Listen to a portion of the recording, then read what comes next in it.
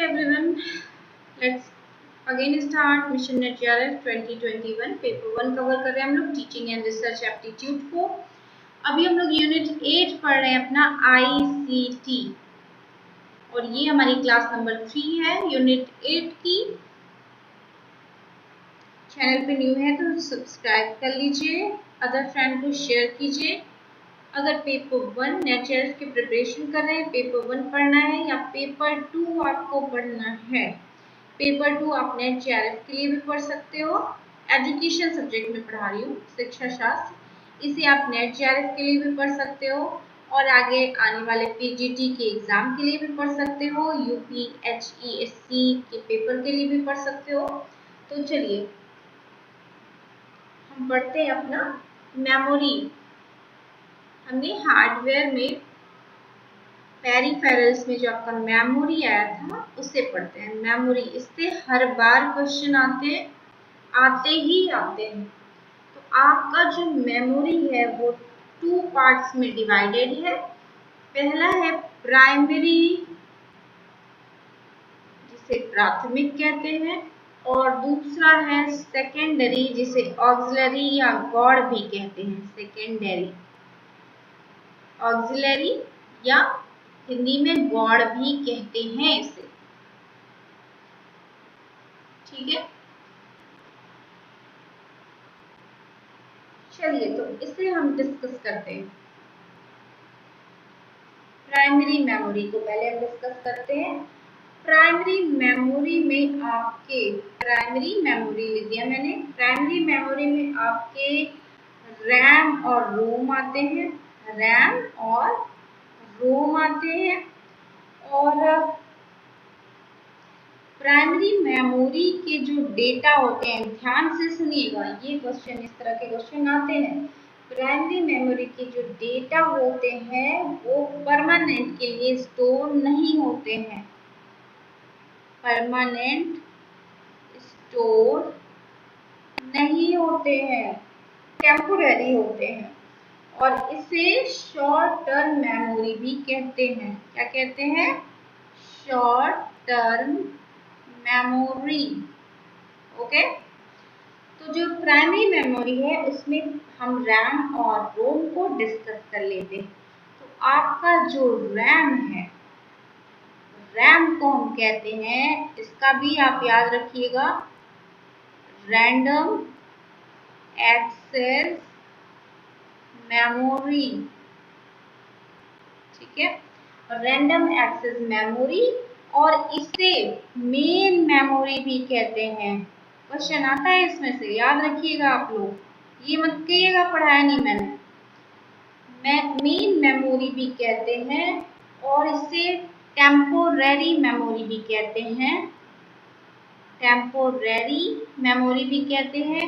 और ये होती है आपकी वॉलेटाइल,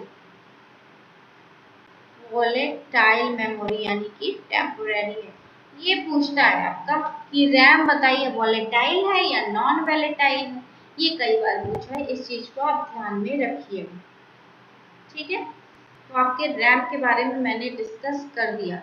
अब चलिए रोम को डिस्कस करते हैं। फिर आ गया आपका रोम। रैम के बारे में एक चीज मैंने आपको नहीं बताई कि जो आपका रैम होता है वो रैम में लिख भी सकता है डेटा को, और right data in RAM and read, उससे डेटा पढ़ भी सकता है रैम से और लिख भी सकता है। ठीक है, और यहाँ पे है आपका रोम, जिसे कहते हैं read only memory. Read only memory, इसमें कंप्यूटर आपके डेटा को लिख नहीं सकता है, सिर्फ और सिर्फ क्या कर सकता है? पढ़ सकता है। ठीक है, और इसे कहते हैं permanent memory of computer, permanent memory of computer. और ये होती है नॉन वॉलेटाइल। याद रखिएगा, ये क्वेश्चन कई बार आया। ठीक है, ये कंप्यूटर को स्टार्ट करने में हेल्प करती है। तो आपका रैम रोम हो गया प्राइमरी मेमोरी। अब हम आते हैं अपने सेकेंडरी मेमोरी पे।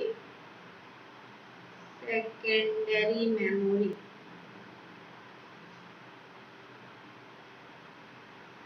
सेकेंडरी मेमोरी में आप ये स्लोएस्ट होती है, मतलब बहुत धीमी होती है और चीपेस्ट होती है, सस्ती भी बहुत होती है, ठीक है। और ये सीपीयू से डायरेक्ट प्रोसेस नहीं की जाती है, पहले आपको रैम में डेटा को क्या करना होगा, कॉपी करना होगा। रैम में डेटा स्टोर होगा, फिर वहां से कॉपी होके फिर आपको मिलेगा, ठीक है। तो सेकेंडरी मेमोरी में आपको बस जानना है कि ये स्लोवेस्ट और चीपेस्ट होती है, और ये भी फर्दर डिवाइडेड है। पहला है आपका इंटरनल मेमोरी, सेकेंडरी मेमोरी में बढ़ा रही हूँ। इसमें इंटरनल मेमोरी, ये कंप्यूटर के, इंटरनल का मतलब ही आप समझ गए कि कंप्यूटर के अंदर रिसाइड करती, यानी कि कंप्यूटर के अंदर होती हैं। और इसका मेन एग्जांपल जो है वो है हार्ड डिस्क। कौन है इसका एग्जांपल, हार्ड डिस्क सॉरी।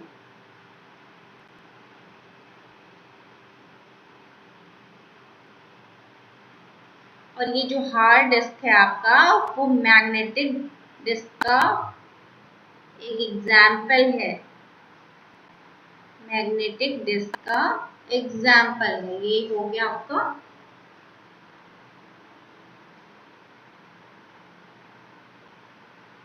ये बहुत फास्टर होते हैं, जो आपके हार्ड डिस्क होते हैं वो बहुत ही फास्टर होते हैं, और इसमें बहुत सारे डेटा को स्टोर किया जाता है, ठीक। फिर सेकेंड है आपका एक्सटर्नल, क्या हो गया, एक्सटर्नल।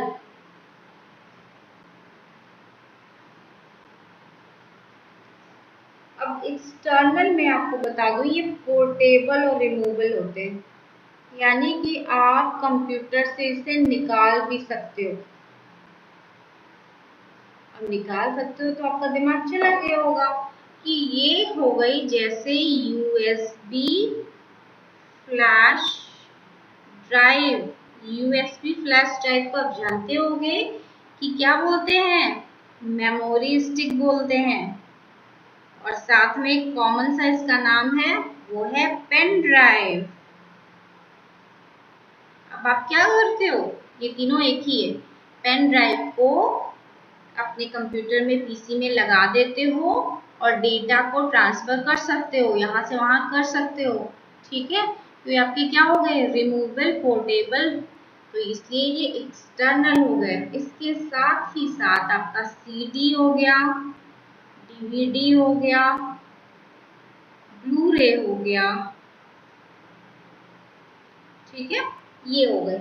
अब एक चीज और मैं आपको बताना चाहूंगी जिससे क्वेश्चन आता है, तो पहले मैं उसे ढूंढ लूं कि मैंने उसे रखा कहाँ है।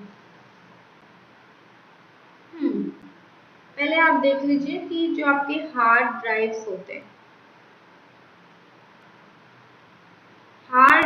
होते हैं, ये लगभग 512 बाइट्स के होते हैं, ये याद रखिएगा। इस तरह का क्वेश्चन आ चुका है और अब आता है। और आपका जो सीडी रोम होता है, सीडी रोम और डीवीडी रोम जो आपका हो गया, उसमें कितने होते हैं, 2048 बाइट्स, ठीक है। इसके साथ ही साथ मैं एक दो चीज और बताना चाहती हूँ अभी तुरंत से, ताकि आपको मैं भूल ना जाऊँ और उससे क्वेश्चन आता है। तो मुझे 1 मिनट का टाइम दीजिए। हाँ चलिए, जो आपका इससे क्वेश्चन आता है तो याद रखिएगा, फ्लॉपी होती है आपकी, ठीक है। इसकी फ्लॉपी की स्टोरेज कैपेसिटी 1.44 MB होती है, ठीक। फिर आपकी जो सीडी होती है, सीडी की कैपेसिटी 700 MB होती है, ओके। और आपकी जो डीवीडी होती है, डीवीडी, इसकी कैपेसिटी 4.7 GB होती है। तो ये चीज भी आप लोग बिल्कुल से याद रखिएगा, क्योंकि अब इस तरह के क्वेश्चन बहुत बनते हैं, इसे लर्न कर लीजिएगा। आइए आगे मूव करते हैं, थोड़ा सा और मेमोरी का हम पढ़ लेते हैं जिससे क्वेश्चन आता है। पिछली बार एक क्वेश्चन आया था कि मेमोरी की हायरार्की बनी हुई थी, है ना। अब बनाना था कि छोटे से बड़े या बड़े से क्रम में इन्हें लगाना है। तो देखिए, ये याद रखिए, अब ये इधर उधर लिख के आ सकता है, ये उन लोगों की मर्जी, हमें पता होना चाहिए कौन किस क्रम पे है ताकि हम लगा सके। मेमोरी की ही क्रम है ये, रजिस्टर्स, कैशे, मेन मेमोरी, ये 3 टाइम क्वेश्चन आ चुका है। मेन मेमोरी के बाद आपका लोकल डिस्क, जिससे इसमें आपका आ जाएगा मैग्नेटिक डिस्क, और आपका फिर है आपका ऑप्टिकल डिस्क या फिर मैग्नेटिक टेप। ब्लू रे मुझे लगता है सबसे लास्ट में आता है, ब्लू रे वाला क्वेश्चन पूछा नहीं गया है, मैं ये देख के बता दूंगी, तो ब्लू रे भी छोड़ दीजिएगा आप लोग। बाकी ये ऐसे लाइन से होता है, register, cache, main memory, local disk, optical disk, इस लाइन में होता है। ये कहीं भी कुछ भी लिख दिया जाए, अगर रजिस्टर यहाँ लिख दिया जा रहा है तो आपको पता होना चाहिए कि यहाँ होता है। इसे लाइन से ऐसे रट लीजिएगा, ठीक है, इसे लाइन से ऐसे ही रट लीजिएगा। ओके, ये क्वेश्चन आया है, 3 बार आया है।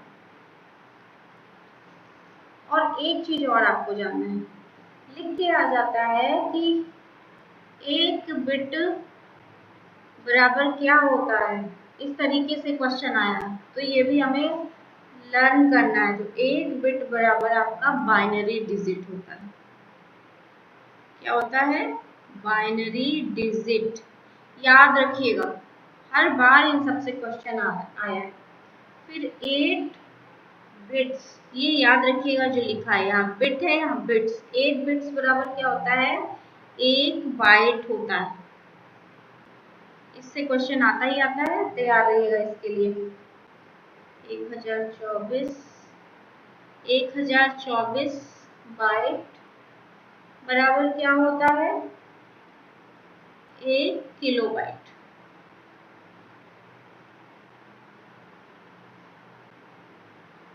ठीक है, फिर 1024 KB यानी किलोबाइट बराबर क्या होता है? 1 मेगाबाइट।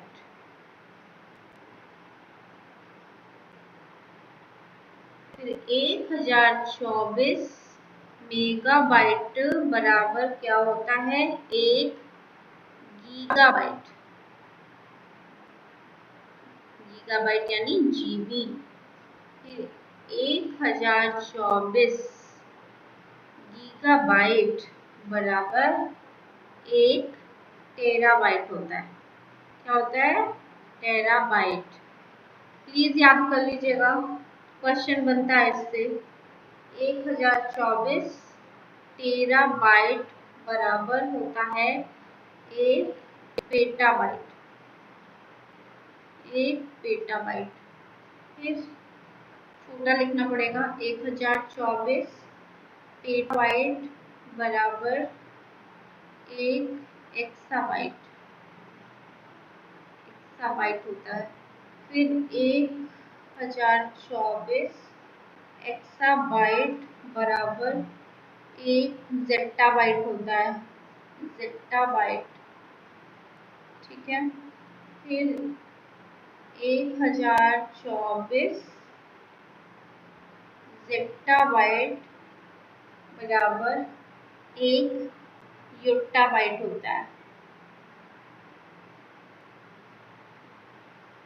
फिर 1024 योटाबाइट बराबर 1 ब्रोंटोबाइट होता है। अब कहाँ लिखूं? ब्रोंटोबाइट, ठीक है। इसके नीचे वाला मैं यहाँ लिख दे रही हूँ, कंफ्यूज मत होइएगा। तो 1024 ब्रोंटोबाइट बराबर होता है 1 जो बाइट, ये रट लीजिएगा। ओके, तो अब ये सबसे छोटी यूनिट होती है, मेमोरी की सबसे छोटी यूनिट लोएस्ट, और ये होती है आपके सबसे बड़ी, ये सॉरी जो पे बाइट, ये सबसे बड़ी हाईएस्ट मेमोरी होती है। तो इसे भी रट लीजिएगा, इससे भी क्वेश्चन आया है। तो नेक्स्ट में हम सॉफ्टवेयर को पढ़ेंगे, जल्दी से इसे हमें फिनिश करना है। जहाँ भी कोई दिक्कत हो तुरंत मुझे बताया करें।